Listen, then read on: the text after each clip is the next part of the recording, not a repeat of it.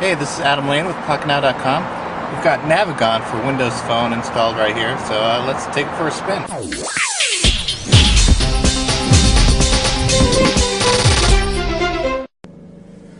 Okay, before we start Navigon, let's see if it integrates with anything like Bing. So here's a Bing map location of a restaurant, and we can see sometimes apps integrate it with it, like there's a reserve button that OpenTable added. So let's swipe to the apps, and we do not see anything for Navigon. So if you're looking for a location in Bing, it's not going to be easy to get it into Navigon. I can copy this, but let's see how we get it into Navigon. Here's our warning. So let's enter an address, and if I paste, it's not going to do that very well because it's looking for just the city. So you have to delete that and delete that, and then maybe you'll get that, and now you have to get the street. So it's kind of a pain because we gotta delete everything here,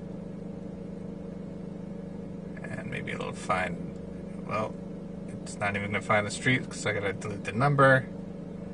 So this is kind of a pain. But now I can finally go there, and here's your map, and here's your options. I can save it to I can pin it to the start menu. I can send the destination to text message or email. There's my favorites, and I can press play. And even that hasn't started the navigation instructions yet. I have to choose which route I want. And now it's going to turn left onto Ardsley Avenue East. So this is hooked up to my stereo with Bluetooth, so I'll be able to hear it. Now, you're probably going to want to know, does it work in the background? So right up ahead, I'm supposed to make a left turn. Here, let's listen to it again. In 150 feet at the T-junction, turn left onto Ardsley Avenue East. So let's see how that works, but I'm going to go to a different app first.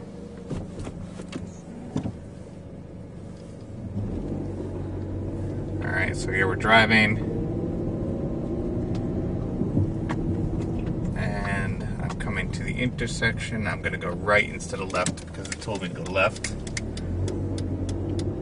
but it didn't say anything. So it does not run in the background. If I go back to it, it's going to reload.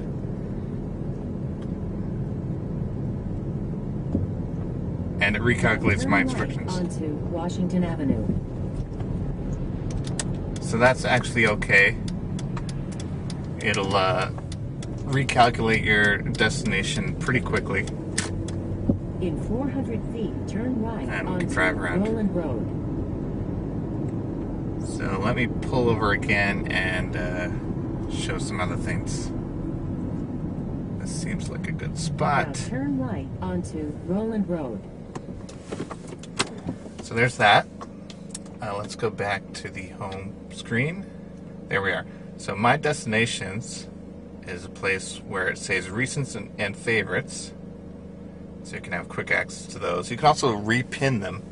So when they're in there, you can pin them to the start menu for quick access. You can get contacts, but every time it has to reload your whole contact list like this. So you gotta wait a minute for it to be able to search. I'm not even going to wait. I'm going to go back. Coordinates is just going to show me where I am. Okay, if we swipe over here, you get points of interest.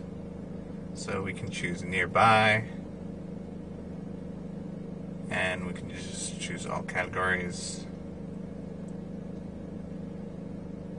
And it's going to load stuff that's nearby. So you can see everything there and choose whatever you want. You can also sort by category, of course. And you have quick access. Let's see, settings. Here's our settings. 3D map. Red light cameras. traffic.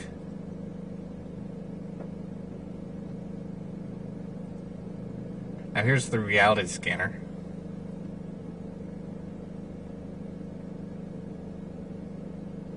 We don't have any points of interest, but it should show up on the screen, which is pretty cool.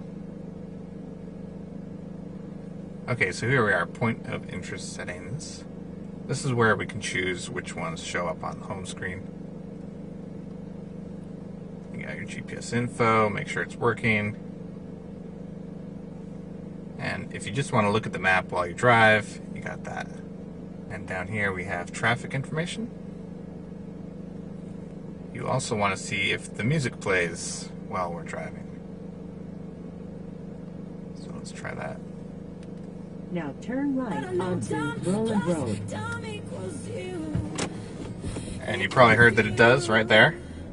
However, the voice is not louder than the music.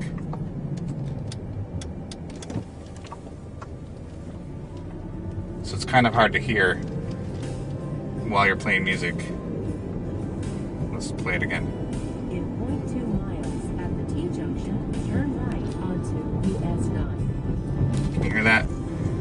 It doesn't lower the volume of the music so that I can hear the voice instructions every time, like some of the older ones from, 2003 used to work.